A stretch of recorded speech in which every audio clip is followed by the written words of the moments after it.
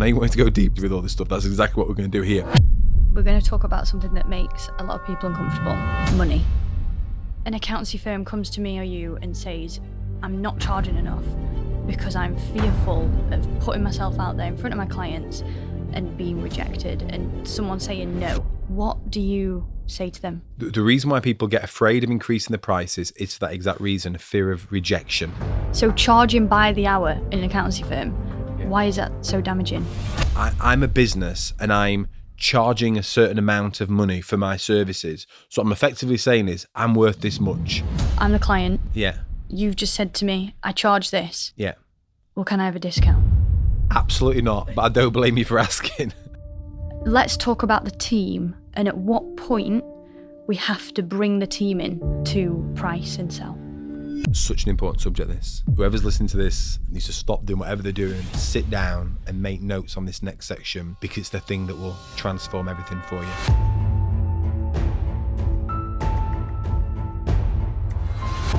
Welcome back. So today we're going to talk about something that makes a lot of people uncomfortable: money. We're going to talk about the second philosophy of GoProposal in our education and our tools, which is if you can't control your profitability, it's hard to control anything else. But this goes deeper than simply being profitable, because especially for accountancy firms, they not only have to control their systems, they not only have to control their pricing, their marketing, team members growing, leaving, coming.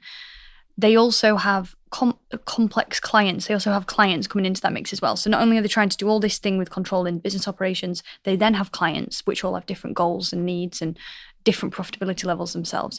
So that's what we're going to dig deep into today. If you can't control your profitability, you can't control anything else. So let's start off by talking about that fear of money and the psychology of money, and where do you think that comes from in accountancy firms? Yeah, so I think it's not just in accountancy firms, but with everybody. Mm-hmm. Everyone has a complete unique psychology around money that's to do with the location you were born, who you were born to, what was happening in the economy at that time, what time you were born, in terms of like the year you were born, everything that's happened to you since then. Did your parents stay together? Did they split up? Did you have money in the house? Did people talk about money? How was it spent? How was it seen? Like I think I was joking about recently, like my dad would always turn all the lights off. And like if you left a light on upstairs in the house, it was like a big deal. Like, who's left this light on up here? So I make a point now of allowing lights to be left on in the house. Like I'm not going to give anyone grief about that. But we all have this unique take on money. And my financial advisor says to me, money is not a logical problem to solve. It's an emotional problem. And so it runs so deep, it's very hard to unpick. And most of us tend to have an unhealthy relationship with money.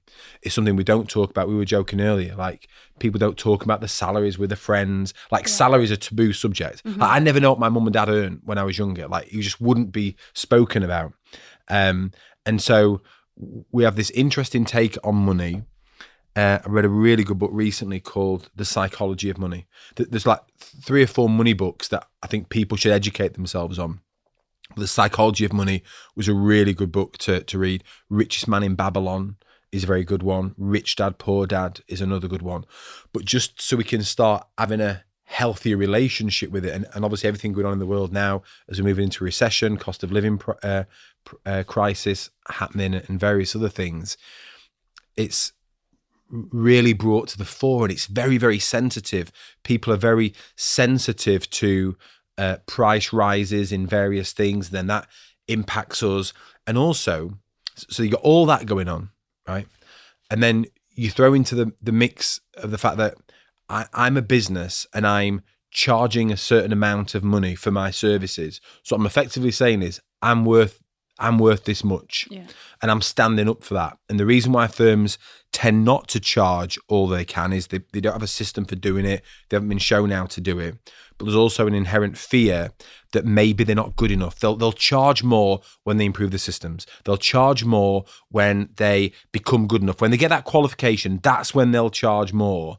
But it's all kind of bullshit excuses really, because they could actually charge more now.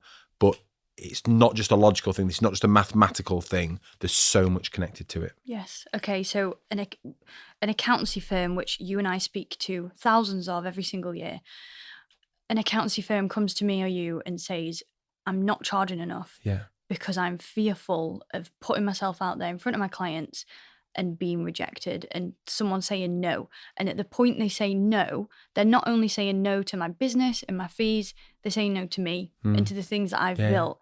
And that's going to cut deep. What do you say to them? Really interesting points and really interesting language you're saying there. That cuts deep. It can cut deep, but what it can do is something else. So the reason why people get afraid of increasing the prices is for that exact reason: fear of rejection and fear of losing an existing client. And what you can't deny is the fact that we're a social animal. We want to be around people because it's in our hardwiring, in our millions of years old brain, that if we're part of the tribe, we're less likely to get eaten by a saber-toothed tiger or be consumed by the elements. We want to be part of the tribe, and therefore we don't want to get rejected or lose someone from that. We've all been rejected in our lives, whether it's with a relationship when we're younger. When I went to the Valentine's Day disco with Sally and a mate skated over and says she's met someone else, you can go home now. Like, that hurts, right? Okay. So that cut deep, okay? And all those rejections that we get and loss that we get in our lives, whether it's your parents splitting up, whether it's someone close to you dying, whatever it is, we all have these things that cut us deep, okay? So when you actually, if we're going deep, I know you want to go deep psychology with all this stuff, that's exactly what we're going to do here. Love it. So when you face a client and you're thinking about raising your prices and you have this fear of rejection, it's not just that cuts you deep, it's that you haven't healed all the wounds of the past of everyone that's ever rejected you and every loss you've ever had. So when that happens, it's not that that's cutting you deep, but it's scratching the surface of a wound you've not actually healed. And so you become afraid of increasing your prices and losing this client, and then you make up this story as to why you're afraid to do it, or why you can't do it, or why you're too small, or why in this town it's not possible, or because your competitors charging this, or because you mainly deal with farmers, or I've heard every story that ever exists as why we can't increase our prices. But it's actually so much deeper than that, much more psychological, much more emotional, and you can't unravel it without actually addressing that. Yeah.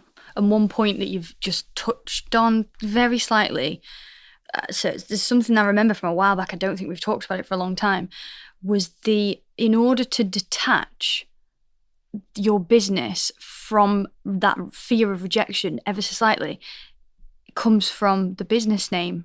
There's quite a lot of accountancy businesses that we see whose name is their either surname or family's name or something along those lines. And that adds that another layer of personal rejection fear into it, doesn't 100%. it? And so I know your advice is always, if your business name includes your family name, just cut it off. You need to cut it off. Yeah, because they're not just rejecting your price or your fee, they're rejecting you. It feels very, very personal. But then you have to, I know this is going off topic, you have to question why you named your business after that in the first place. And normally it's to prove yourself to someone. Yes. So normally you've been with a firm, let's say you were working at another accounting firm, you fell out with a boss, you hated him, you thought, you know what, I'm going to prove to you that I can do this. So you go and set up a business named after yourself to prove to someone else. But then that brings with it so much baggage because you were earning a salary before, and then it brings an employee mindset with it. So now you start charging a fee to a client that's higher than the salary you were getting, but is not high enough to be profitable in a business and won't allow you to bring in more staff. And so you've priced it for a high salary, and you're hardwired for salary thinking ever since you were a young age, and you got your first job working in a restaurant or whatever, and you've always been paid more because you think that you're bringing more value to that. You think that you're selling time, but you're not selling time. You're not getting paid £5 an hour because that's what that's worth. It's because that's the value you can bring in that time. Yeah. And so we have to detach and uncouple ourselves from lots of historic thinking, and naming a business after yourself actually brings a lot of baggage with it. Yeah. And let's just talk about that a bit more, about that idea of selling your time for money, because this is a constant debate in the world of accountancy and bookkeeping, that we may think, selling time for money is very outdated, charging by the hour is outdated, but it isn't. And we still see even firms who get past that will slip back into it because it becomes the easy default. So charging by the hour in an accountancy firm, why is that so damaging? So I'm just going to caveat my answer first before we get into it deep. There are certain situations where it does actually make sense to charge for your time. So let's say, for example, it's a very complex tax problem that you're working through with a client. It's unended. You don't know how long you're going to be working with this client for. It may merit actually thinking of an hourly rate, but that should be in the absolute rarest of situations, like 1% or a fraction of a percent of the work that you do. So many reasons why you shouldn't charge time for money. First of all, your clients don't value that. Okay. If they valued time over money, if I said to you, well, I'm going to, I don't know, complete your monthly management report and it's going to take me 20 days to do. Does the client look at that and think, oh, brilliant. The more time you spend, the more value you bring into it. Or do they look at it and say, and if you say, well, actually, I can complete it within 1 day of your month end and give you all the information that you need, which is more valuable? Getting it done faster and giving them insights quicker so they can make more informed decisions about their business moving forward? Or is it the longer it takes? Well, it's not the longer it takes at all. So you're not getting paid for time and you shouldn't be charging for that. You're getting paid for the amount of value you can bring in that time. I was reflecting recently, like one of the most expensive consultants we've ever worked with charged us £4,000 and we got 15 minutes of his time. Yeah, wow. That's £16,000 an hour he charged. And I wrote down 2 sentences in that time and it was the best value expenditure I've ever made. Like, it was great because I don't see the value. I don't look at that and think, shit, £4,000, 15 minutes. I look at, he solved these 2 fundamental problems for us and it cost us £4,000 based on all of his experience. So we have to disconnect ourselves from that. Also, if you charge for time, let's say, for example, you're doing bookkeeping and you're reconciling bookkeeping transactions, for argument's sake, and you charge based on the amount of time. As you develop your staff, train yourself, improve your efficiencies, invest in better technologies, improve your systems and your processes and document better, etc., you should now be able to do all that quicker.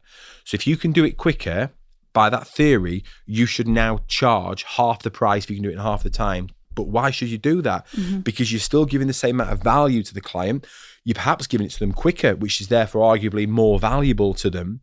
And you should get rewarded for that. So you have to create a scenario where it's a win-win. I want it to be better. I want it to be more accurate. I want it to be faster.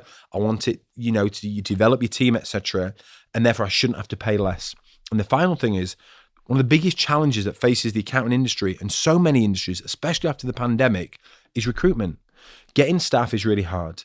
The whole model's changed. Throughout the pandemic, I think it made people really question their vocation and what they want to do in life. It questioned where people want to work, how they want to work, etc.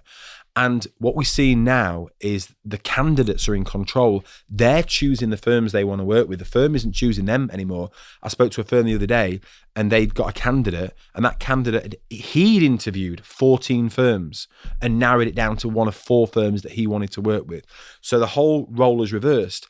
So if you charge time for your time for money, if you charge money for your time, I don't know, I keep getting that wrong way around. If you charge money for your time, and that's the only way you can grow, what you're now saying is your ability to make more money and to grow your accountancy firm is hinged on the hardest thing that you can ever do, which is to recruit and retain your staff.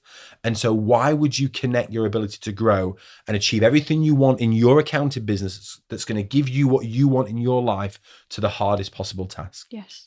And it's something that's not scalable. Yeah, not scalable. Because you have to continue to bring in the people to deliver those services. That's great. So you've given this brilliant advice to accounting business owners, but let's just go a bit further. So say that business has gotten rid of the concept of charging for time. Yeah. They've moved on and they started charging for their services based on the value they believe they bring to their clients. Yeah. But they go out and they do a proposal for the first client and it's not quite right. What happens then? So there's a lot to unravel in what you've just said there. So there's a big leap to go from deciding that you're going to charge based on value and based on the services you're going to bring to actually get into the point of where you're sitting with a customer. Because first of all, you've got to figure out how you're going to do it. Your services are complicated. Yeah. Clients are complex. There's a fundamental difference between that, and we can talk about that. So there's that big rift that you've got to kind of get over there. You've got to figure out what the right pricing should be for your business. And what I say to firms is, they'll say, I'm not profitable. And I say, you are profitable. You're probably just not consistently profitable, but you will have one or two clients that you are profitable with. Yes. What are you doing there that we can take? And then you've got to put that into a system that can then be used, because you can't grow your business. You can only grow the team, and they in turn will grow the business for you. But the business shouldn't be run by the team. It should be run by systems. So you want your business to be run by systems, your team run the systems, you grow the team. That's how we grow. And so you then need to commit that pricing into a system. A very simple version of that would be Microsoft Excel, and you could build out all of your formulas in there. And in actual fact, when I first met my accountancy places, they were called then, they'd actually figured a lot of this stuff out, and they had it all in an Excel spreadsheet. Not necessarily pretty, not nice client experience, but at least they'd done the maths around how they should charge. So then we took all of that and we built that into GoProposal to create a client-facing system that can evolve and grow moving forward. So you've got to get all that right first before you get to the point of sitting with a client and where you're presenting your new fee to them. Let's say it's to an existing client, you're increasing the fee, and then whether they're going to reject it or not. And we see this in the GoProposal community, where someone will say this, James, I've listened to everything you've said. I've got GoProposal, I've increased my fees, and I've gone and done it, and they've rejected it. I need more information than that. That's not enough information to know how to respond. But my first question is normally, are you sold on that price? Are you sold on the fact that you're worth more money? Because the first sale that has to be made is not to the client, but to you. So if deep down you don't believe that you're worth that much, if deep down you think that you should be more qualified, or, yeah, but my business isn't quite perfect, we're still not, doing everything that I want us to be doing, we're still falling short of this, etc. If deep down you harbor all of those fears, and then you go into that client meeting, you will communicate that fear onto that client unknowingly in so many subtle ways. And if I was to listen to the recording of it, listen to the recording back, I'd hear it, I'd be able to pick it up. I always remember reading a story. Was it a story or was it a friend of mine? I can't remember. I think it might have been a friend of mine's dad, actually, and he was a estate agent, and he was going to his clients and kind of saying what he would charge, and his clients were bartering him down on price, or they were leaving him and not wanting to work with him. So he recorded himself just with his phone, listen back. And what happened was, when he got to the point of the client saying, how much do you charge? He just had one word that he was saying that was causing him all these problems, which is, well, I usually charge, Well, the moment you hear I usually charge, your immediate response is, well, what are you going to charge me? Or what are you going to charge me now? Yes. It changes the whole thing. That one word, usually, is loaded with so much fear, because, well, if it was in a different economic environment, I wouldn't charge this. If it wasn't you, I wouldn't charge this. Or if I wasn't struggling so much, I wouldn't charge this. He just removed the one word usually. Okay. So this is why it's so hard to answer this question, because it's not just about math. This is not logical. This is emotional. That it's an emotional problem to solve. And you have to get your head around that. So the first thing I would say is, show me the recording. That's why doing this on Zoom, or even having Zoom record, even if I was in a face-to-face meeting like this, say, I'll tell you what I'm going to do. We'll do it face-to-face, but I'm just going to turn my computer on and I'm going to set this recording now. So if you want to listen back, you can do. But the reason why that's useful, or I'm going to do it for myself so I can make notes and make sure I've capped whatever story you want to tell. But now I've actually got something that I can go back and listen to. Yeah. It's really powerful, that, because I always, when I think of, it's filler words, right? And filler words they play such a huge part in communication. And a word that I see, and it's quite often women that do this, not all the time, but quite often, they'll put the word just in front of everything. Yeah. It's like, no, it's not just anything. That's your opinion. Like, say it, say it loud and clear. And it can feel you're almost trying to put a buffer in place in case you get rejected. You can then go back on yourself and explain, well, there is actually different things. It's complicated. We can talk about this. So I'm going to play devil's advocate now. Yeah. I'm the client. Yeah. You've just said to me, I charge this. Yeah. Well, can I have a discount? Absolutely not. But I don't blame you for asking. I was taught that years ago. So I used to be a close-up magician. That's where I learned all my sales ability. Yeah. The ability to walk up to a group of people at a wedding who were normally drunk, hate magicians, don't believe in magic, don't want you interrupting them, didn't invite you there, and I've got 5 minutes to convince them that magic is real, right? That's where I learned how to sell. That's my only sales training. But I remember people would ask me about getting a discount. And a friend of mine said at the time, to just learn this one response. Absolutely not, but don't blame me for asking. I'm like, is it that simple? He said, it is that simple. I have used that line over and over again. And at that point, no one has ever rejected me. Because the moment what you need to know is the moment someone says, can I have a discount? They want you. They now want to work with you. It's done. They've decided in their head. They just want it for less. And I genuinely don't blame them for asking. Who wouldn't want to get it for less if they could? But absolutely not. Wording's really key here. Mm-hmm. Well, I don't usually discount. Can't say that, okay? Because you're then going to discount. Absolutely not. With a smile. But don't blame you for asking. Yeah. And the reason you can't do it as well, it's worse than just not getting paid enough. What happens is, picture this. You've asked me for a discount and I've said, don't normally do this, but you're a big client. Or I'd love to work with you. Or you're going to get me loads of referrals, are you? Like you said, you're really well connected. Oh, brilliant. Well, do you know what? I'm going to make a discount. So let's say it's 1,200 quid a month. I'll charge you $1,000 a month or whatever. First of all, you need to realize the impact on your profitability. This is not about that money that you discount doesn't come off the £200 doesn't come off the £1,200. The £200 comes off your profitability. So if you make 20% profit, you probably just halved your profit. You halved the amount of money this client is now making you. So the reason why you're working twice as hard as you should be doing is because of that £200 discount. It doesn't seem like a lot in the moment, but if you half your profitability, you need twice the number of clients to make the same amount of money. It's all about profit. It's not about your hourly salary. So that's the first thing. But secondly, not only do you corrode your finances, you corrode in the relationship and you corrode in the trust. Because you leave this meeting thinking, yes, 200 quid, got it off, brilliant. And you're going to walk through that door there. And as you walk through the door and you stood waiting for the lift, you'll think, could I got £300 off? And then you'll think, if it was only worth £1,000 a month, why didn't he charge me that in the first place? And then as you get to the bottom of the stairs, you see another client walking in and you're like, I wonder what he's paying. I wonder what discount he got. And by the time you get to the car, you're severely pissed off because what you're actually asking yourself is, why did he lie to me? If that was the price, why did he lie to me? The way you start any relationship is the way you start every relationship. When you think about intimate relationships, personal relationships, they are forged among the same principle as a client relationship. They are built on trust. So if you corrode that relationship up front, what's going to happen 6 months down the line, you can be like, I'm sick of this client. We're working ridiculously hard for them and they don't even value what we do and they don't pay us enough. And guess what? You trained them in how to do all that. You train them not to value. You train them not to trust you and you train them not to give you enough money. Yeah. I actually think a great way to practice this, because it's hard for all the reasons you've just said to not give discounts.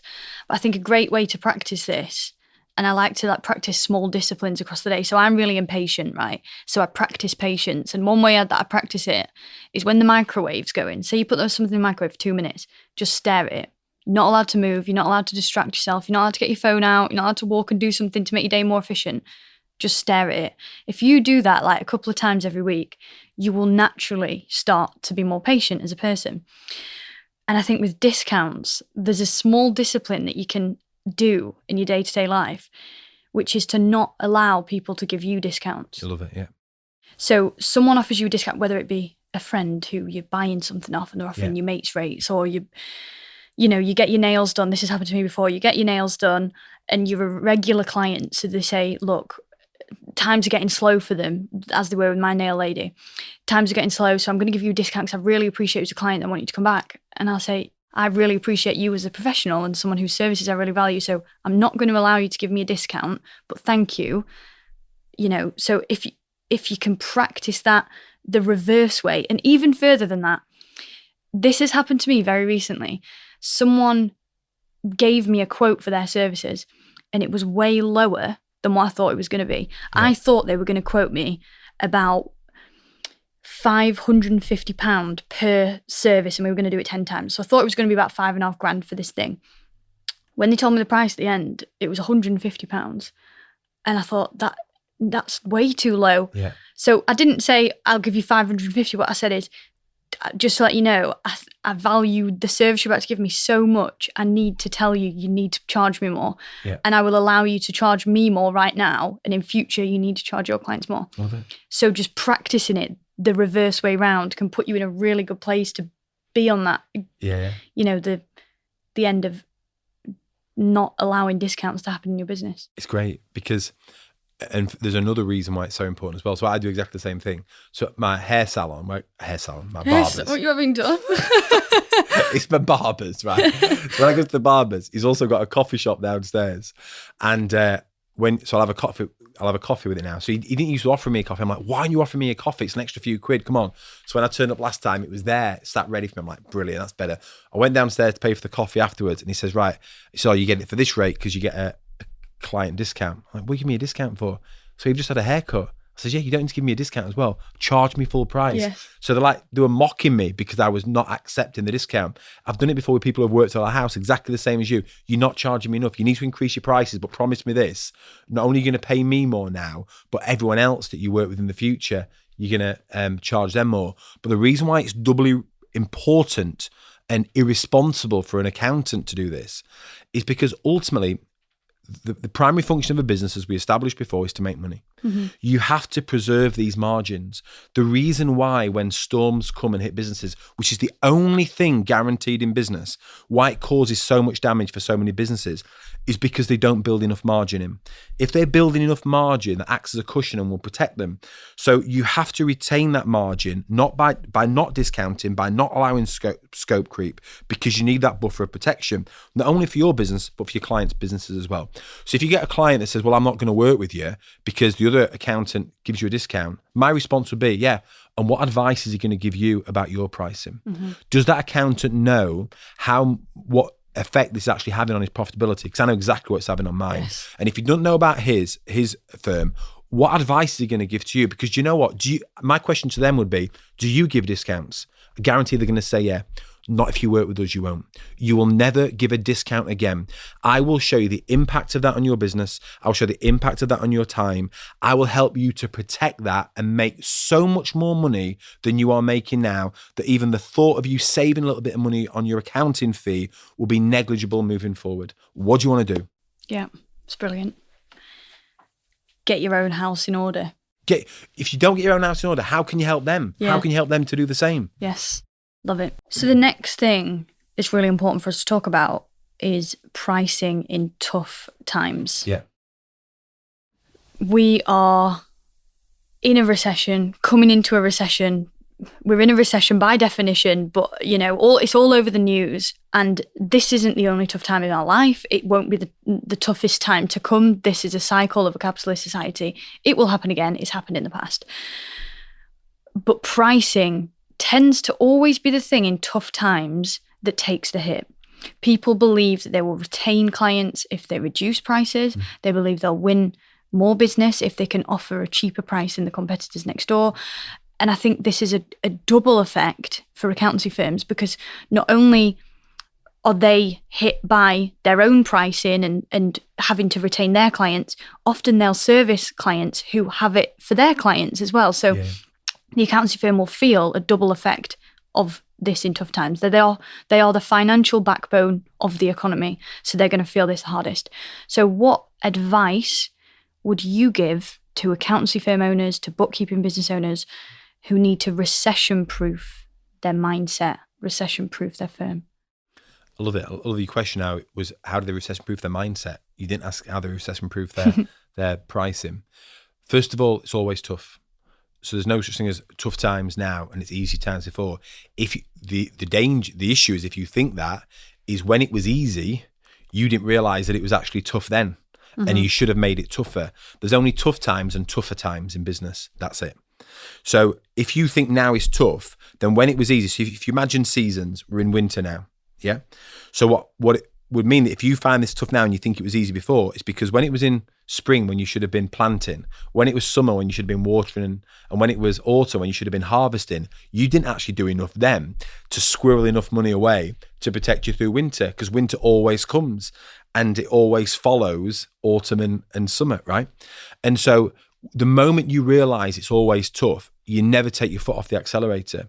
So if things are good, how do you make it better? If clients are paying you more, how do you get them to pay you even more? If they're getting, how often do you go back to them and sell them more services? Do every client know everything that you do? Are you maximizing your profitability with every single client? What's the lifetime value of a client? How are you maximizing that? How are your team selling to them all the time? And they haven't done that historically. And then what happens is they get to this tough part and they now blame the recession, but that's not actually their issue. Their issue is that they haven't done enough before that. But that's not actually useful for people now. We can't beat them up with the past. We need to figure this out moving forward. And so you're absolutely right. And you've asked the right question, which is how do you protect your mind? Because the moment you start listening to the news, I've not listened to the news for over 10 years. Mm-hmm. Okay. And the moment you start to buy into everything that's being told to you, you'll start to regress and recess yourself. Recession will happen in your mind before it'll happen in your pocket. Yeah.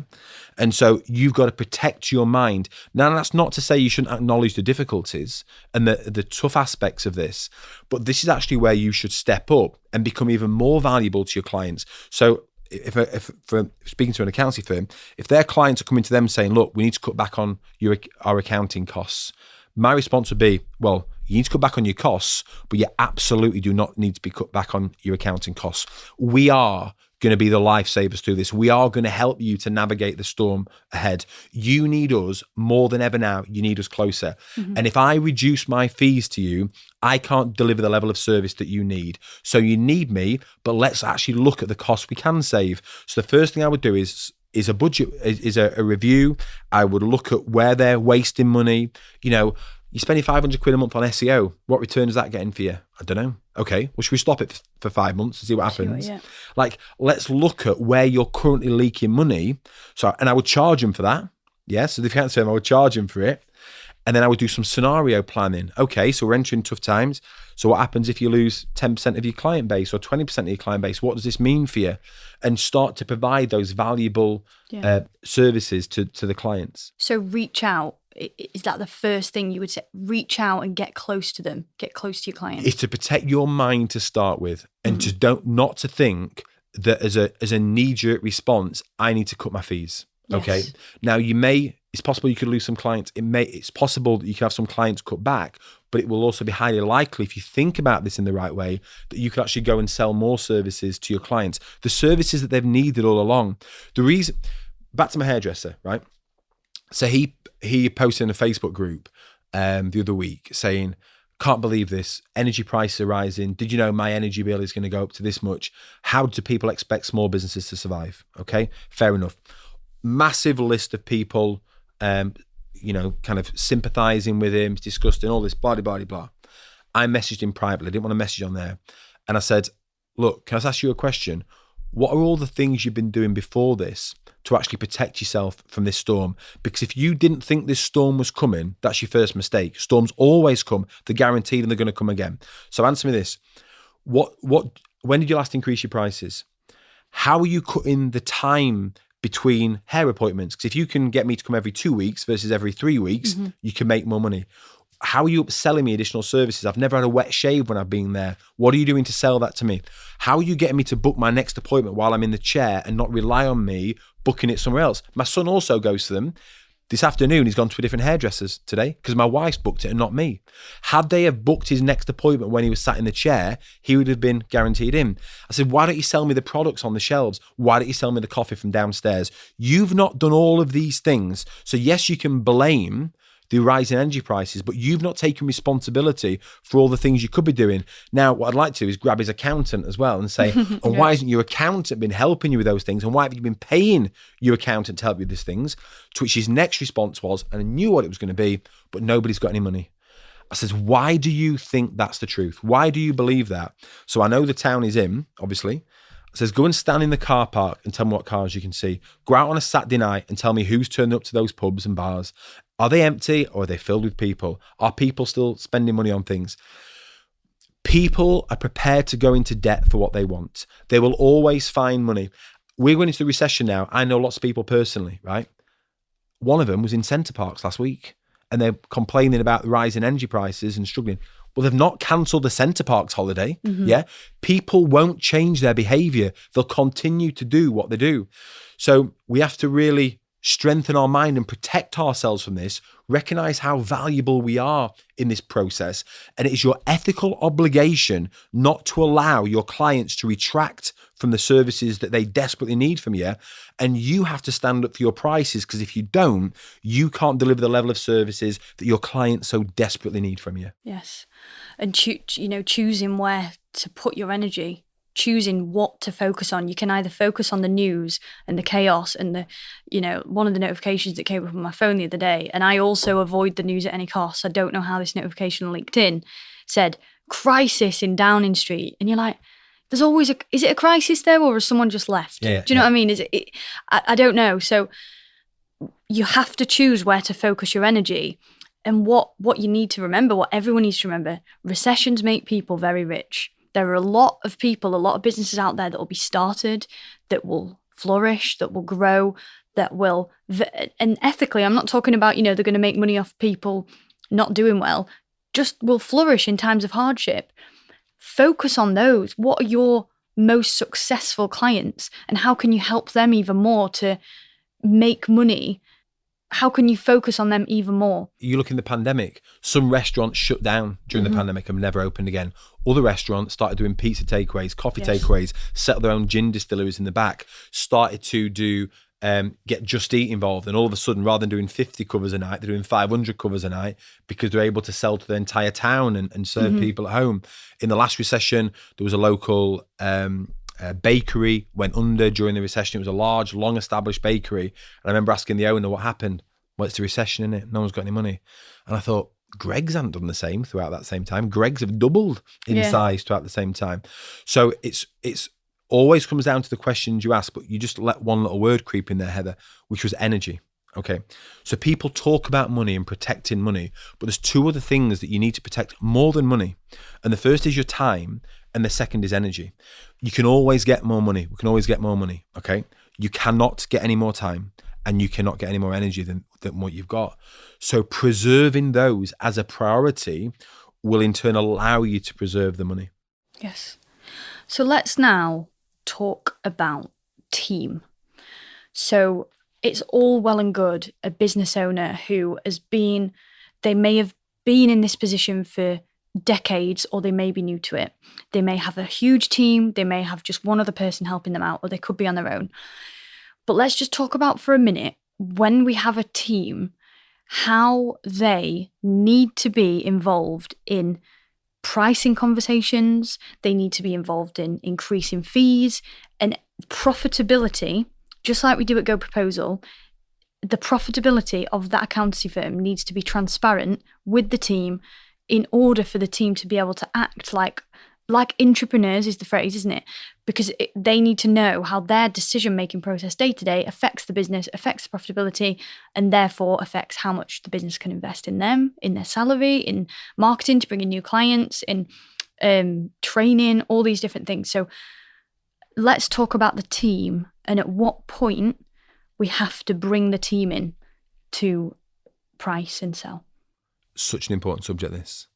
Whoever's listening to this needs to stop doing whatever they're doing. If they're running and jogging and listening to this, if they've got all the distractions going on, sit down and make notes on this next section, because it's the thing that will transform everything for you. So there's lots of subjects. I'll try and bring it all together. So the first thing is, pricing is never solved. Okay. It's only ever tuned. It's a system that needs tuning and a system that needs constant improving. Your team are the ones who are dealing with your clients on a day-to-day basis. So they know if that client's no longer profitable. They know if they're doing more work for that client than they're charging for. They also know not only if we're not charging them right, but if there's an underlying issue with the system in the way that we're pricing. So for example, they're delivering the work to both these two clients here, but there's some nuance about this client because they're a hospitality sector, they're a restaurant, and that means there's some extra steps I've got to jump through for them, and therefore the underlying pricing will never ever work, so I need to affect the system. So if you understand that the system of pricing is never solved, it's only ever tuned, it therefore needs constant tuning. The more people you can have tuning that system, the more likelihood it's going to be of working. Okay. So you want people contributing to that. First and foremost, you need a system in place. So when I think about a system, I think about building a wall. Okay. What most people do with the systems is they start to build it, they put a couple of bricks on it, then it gets knocked down, then they build it up again, it gets knocked down because people stop doing it or they don't stick to it. The only way a system can improve is if we're constantly building bricks to it, constantly making it better. We're all using it, we're all committed to using it, and we're all committed to making it better. Whether we review it every 3 months or every 6 months, or whatever, how can we improve this system? So you need more people involved in it. The other thing is, normally, if you've got a business owner who set up the accountancy firm, who started all of those relationships with the client, they're most invested and they've got the most emotional attachment to those clients. The moment you say to the team, could you do it? Yeah. Right? They don't have that emotional attachment. But what the business owner does, the firm owner, they project that perceived emotional attachment onto their staff as well. And so they keep hold of something they should actually be letting go of. As I said earlier, you want systems driving your business and your teams running the systems, and you've got to give them the space to experiment and to try. What people do is they'll spend 6 months or 12 months trying to get the pricing right. Just make your pricing better than it is now, and improve it next week and improve it a week later. We want it to be constantly evolving and constantly improving, and the only way we can do that is if we have so many inputs going into that system. Yes. I'm going to play devil's advocate again. Bloody devil's advocate. Go on. I'm going to play devil's advocate, but this time I'm the accountancy firm business owner. Yeah. And my response to you is, that's great, but my team won't do that. My team won't. And we hear this. So we hear this not just about pricing, we hear this about marketing. We hear this about sending videos. We hear this about the team getting involved in things outside of the day-to-day. And the fact that the stereotype of an accountant is introverted, which we found out to be entirely wrong, but it is still the stereotype. So devil's advocate, James, my team would never do that. I can never get my team to go out and price and sell my services to clients. Yeah. So my question back to you would be, do you know that to be 100% true about all of your staff, all of the time? And the answer is, you cannot possibly know that about all of your staff and all of the time with all of the clients. And so I guess the response is, you don't need to get all of your staff to do it. And you may very well have some staff that are averse to this, but I guarantee you've got at least one who'll go for it. And back to why this is so important, again, that concept of entrepreneurship. If you can get your staff to understand the profitability of your business, if you can be transparent about the way that you price, if you can get them to contribute that and to shape it up and to think of ways to make your business even more profitable, how much more valuable are they going to be for your clients? Because if they haven't got that space and that freedom to experiment with those improvements on your accounting business, what chance have they got of going back to their clients and saying, I think you've got your pricing wrong. I think you should increase this. Have you ever tried trying this? This is what we do in our firm. This is what works really well. And so it's another level of responsibility that if you can get them to do it for you, the impact it has on your clients, and then they can charge more for the services as well, is immense. There's a really good book I always recommend here, which is called The Starfish and the Spider. Yes, love that.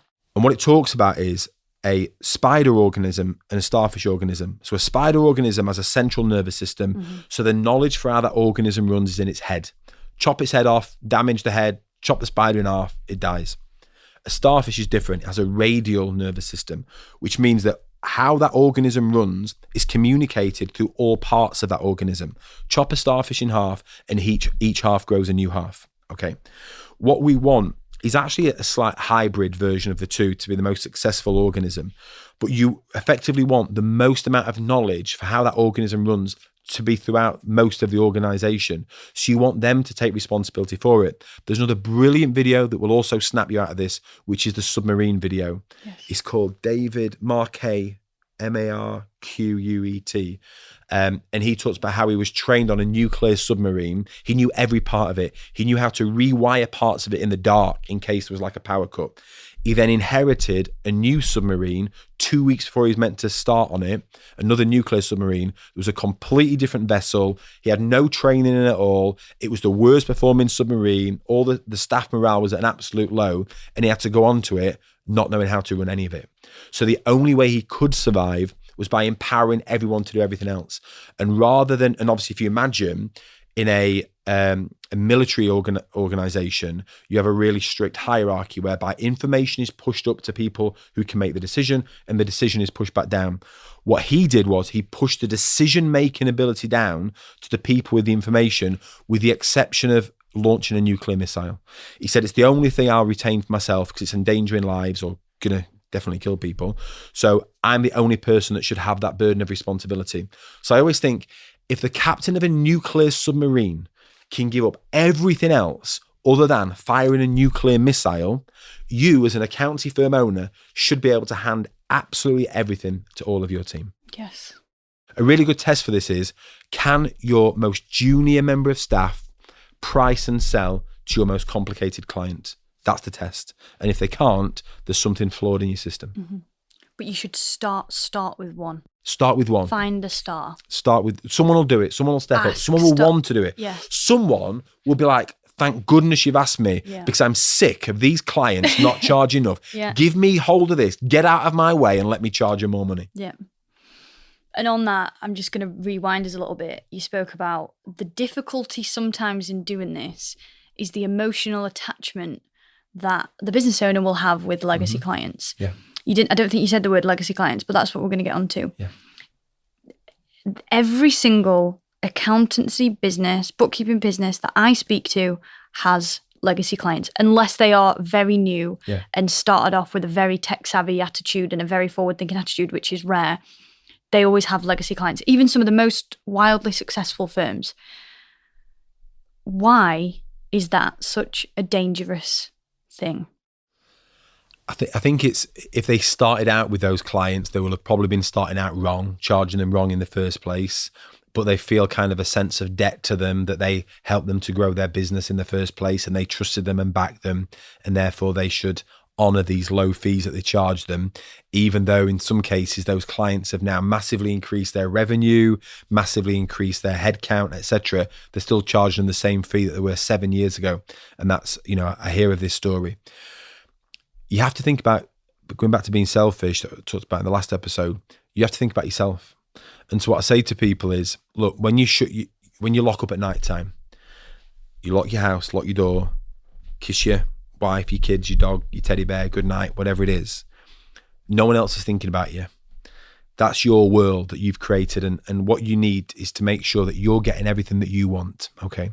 The only thing unique about your accounting business is the only business designed to give you the life that you want. And my question to you is, are you getting the life that you want in terms of money, but also in terms of time and in terms of headspace, in terms of fulfillment, in terms of energy? Are you getting out of it what you want? Because no one else, none of your clients are lying there thinking, hope he's all right, hope she's okay, hope they're getting what they want, hope they're making some money because they really help us out. No one's thinking that. So you have to start with that. What is it that we want? What do I want to get? Well, I want to work 3 days a week from 9 till 2:30 each day. I want to clear 10K a month. I don't want to be stressed with any of blah, blah, blah, blah, whatever it is. You have to start with that. And then you have to design your business to be giving you the life that you want. When you do that, that will break some of these emotional attachments with your clients, and it starts to put you as the center of everything. In the last episode, I talked about how money is the priority of the business. It is, but the reason why that is because it's got to give you what you want. Mm-hmm. So you're actually, if you drilled into the center of that, you're right at the center of it all. And then the business has to support you and give you what you want. So that's a way of breaking away from that emotional attachment. Another really good question to ask in this scenario is, if I just bought this business today, what decisions would I make? Mm-hmm. And the reason why that's a good question is, again, it's to detach you from the emotion that you've built up with all of these clients historically. And you have to look at them in a cold light. We assign metaphors to our clients like, yeah, but they're part of my family. They're not really, yeah? They're cogs in a machine, and this machine is designed to, give your staff, employment and good salaries and space to flourish, designed to give you the life that you want, etc. So let's just treat them as cogs today. Some cogs need hitting with a hammer, some need to be made bigger, some need removing, some need replacing, etc. Let's get this machine working as it should first. Once I've got all the cogs knocked into shape and it working as it should be, I'll switch my metaphor back to family. But sometimes we need to make these cold decisions to get what you want. Some people say this, some people have argued with me about this, but none of your clients are coming to your funeral. and people say, well, I've built up a relationship. I know I've got at least one client. Beautiful. I'm glad you have. That's lovely. But if you assume that none of your clients are coming to your funeral, you'll make the right decisions. Yeah. So where do we start? Where does the accountancy firm start? Say we've got 300 clients. I'm in the mindset, I am the accountant now. Yeah. I've got 300 clients. 200 of them I'm relatively happy with.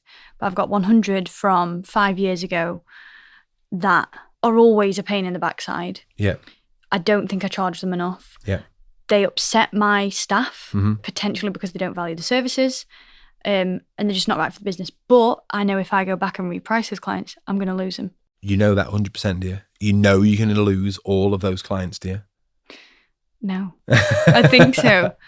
This is what I'm thinking though. What if I go back, what if I reprice that client and he goes to the pub and tells that person that I'm a crap business and never to use my services again? Or on social media. Yes. I'd imagine these are all the fears. So because we, as accountancy business owners, have these fears, you stick with crappy clients, you stick with low fees, and you'd rather keep them treating your staff not how you'd want, looking after them after hours, bending your processes to support them. Yeah. Where does this person start? So it's to know that breakthroughs are instant events, and a breakthrough will happen the moment you say enough is enough. I'm not doing this anymore. I'm not working this hard to get this little. I'm not working this hard to get all of this stress. I'm never going to allow anyone to speak to my staff like this again. The moment you say that is it, that is when you have the breakthrough. And so you have to get to that point effectively where you need to make this change, where it becomes a must. If you know it's something that you should do, you'll never get around to doing it. But the moment you decide this is something that we must do, that's when you're going to make the breakthrough. The first thing you've got to do is to establish what's called a core pricing matrix. So it's a pricing matrix for your services that you can deliver to all of your clients. The reason why that's a challenge, as I said earlier, is because your services are complicated, but your clients are complex. So the analogy I'll give you for that is your car is complicated, but traffic is complex. Now, complicated stuff you can figure out and you can understand. If you got a Haynes manual or watch some YouTube videos, whatever, and you went to some mechanics course, you could eventually learn how your car works, right? But traffic is complex, and you can never, you can control what's complicated, you can control your own services, but you can't control what's complex. You can never manage it because you've got people driving at different speeds for different reasons, with different levels of experience, going in different directions for different reasons. So you can only manage that. It's the same with your business. Your services are complicated, but you can figure out how you should price them, but your clients are complex. And it's in that juncture where we get all of the pain, all of the problems. So we need sophisticated pricing methodologies that actually accommodates for all of that. So this is what you need to establish to start with before you can even go out there, get a core pricing matrix. The only way I can help you with this is if you sign up for a trial of GoProposal, if you're not already with GoProposal, and you input some 3 questions is all you need to answer, because like I said earlier, you will be profitable, you just won't be consistently profitable. Answer these 3 questions about your most profitable client, and it will instantly build you out a core pricing matrix. You can download and export that from the system and review it and see how it works. You can put these poor paying clients through the system as a test just to see what you should be charging them if you was to have consistency across the entire board. And most firms struggle with consistency of services, with consistency of staff, with consistency of delivery, of timings, etc. But it all comes back to consistency of pricing. If you don't solve that consistency first, how on earth can you expect to have consistency anywhere else? So if you go and do that, that will give you this core pricing matrix within 3 minutes that you can actually start going out and doing it. Once you've got that, that has to be the starting point. Then it's about going back to your clients 3 at a time. Okay. So if you've got 300 clients and what the fear you've got in your head is, but if I price all 300, I'm going to get this wrong and I'm going to lose all of them. I need to now question that truth that you hold. And the way we question it is, let's take 3. Let's reprice 3 with this methodology. And if we're a little bit out, we can make an adjustment and reprice another 3 and make an adjustment and reprice the next 3. And the reason why doing it in 3s are good is because worst case scenario, you could lose one of them. Yeah. But the other 2 will increase their fees and it won't be an issue. And that will more than make up for that pain in the backside, low paying client that takes all of your time anyway. So it won't be an issue, but you will not lose that many. I've never, ever seen that happen. You can lose a handful, but the additional money that you get, the additional time that you get, and the additional energy that you get from everyone else will far outweigh it. Okay, so, you put all your trust into this system, you go and get your price in using GoProposal. How can they rely on that? So when we first met My Accountancy Place, they had spent so much time researching and been to every course, every event to figure out how you should price and charge for different services. And so we took a lot of those formulas and initial thinking and built them into the system so other people didn't have to kind of rebuild the wheel themselves effectively. And then over the years with the people that we've attracted to GoProposal, whether by good fortune or being blessed or by being as progressive as we have been, we've attracted some brilliant accountancy firms. And over the years, they've thought of different ways of pricing, not how to charge. I can't tell you what to charge, that you should charge as much, but methodologies around the way that they price. I mean, recently, we just had some firms come to us talking about pricing for onboarding a client, right? This is new. Hardly any firms out there are charging to onboard a client, but we've got a few firms coming to us and say, well, we do. We've never had an issue for it. I'm like, that's brilliant. So we took that learning, did a course, did a webinar series with them, built all of that learning into GoProposal, and then able to share those pricing methodologies with everyone. And then I've just seen in the community this week, people saying, just charge my first client for onboarding, just done my first 5 clients for onboarding. And that's brilliant.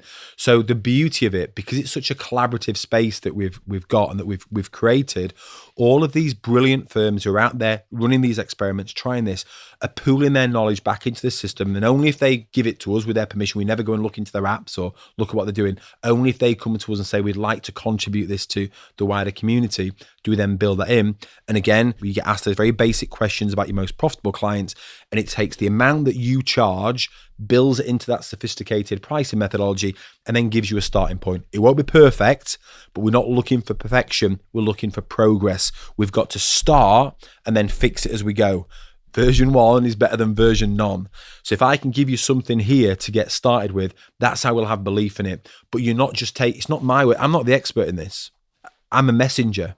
I work with experts. The experts are the firms that we work with, the ones who are actually doing this on a day-to-day basis, who have priced thousands, tens of thousands of clients, who have processed hundreds of millions of pounds of the business through GoProposal, and who have massively increased their revenue as a result of it. I get phone calls of people in tears thanking us for the impact that we've had on their lives. We met someone at the when we were at Accounting North. Accountex North last week, where people coming up to us saying, you've never met me before, but I need to tell you the impact you've had through your books, through your community, and through GoProposal. You have changed my life. You have changed my life. We hear this story over and over again because, like I said before, pricing is not a logical problem to solve. It's an emotional problem to solve. And if you can help someone to solve that, if you can help someone to stand up for what they're worth, to start charging more, the impact and the ripples of that then has, because they can pay their staff more, they can invest more in staff training, they can invest in marketing to bring in better clients, they can free up their own time and spend more time with the kids and do all these interesting things and develop themselves. The richness that starts to spread, they can serve their clients to even higher levels. It's that really excites me. It's brilliant. Thank you, James. So money isn't an easy topic. We need to recession-proof our mindset, get the system set up for our pricing, and then get our team involved. 100%. Thank you. Thank you.